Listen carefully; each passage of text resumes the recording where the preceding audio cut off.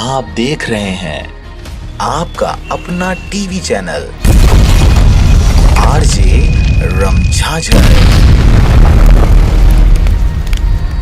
जज्बात के रंग भरोसा के संग।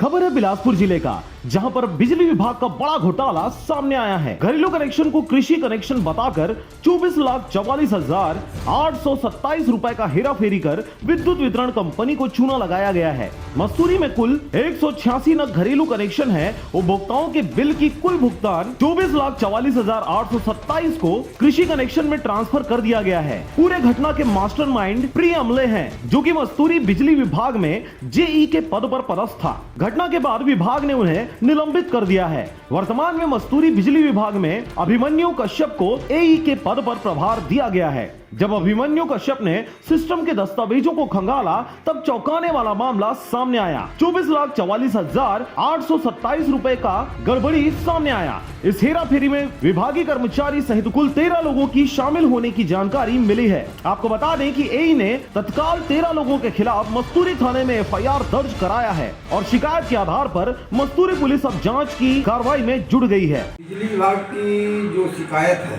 कि वहाँ के अपने ऑफिशियल ऑडिट में पाए कि जेई मस्तूरी की श्रीमती प्रिया, जिन्होंने किसानों को जो शासन से छूट मिलती है उस पैसे को मेन कस्टमर जो है आम जनता के घरों के रीडिंग का बिल उसमें समायोजित की है, और जो उपभोक्ताओं से पैसा कलेक्शन किया गया था उस पैसे को शासन के न डाल के शासन को 24 लाख के लगभग घोटाले में डाली है।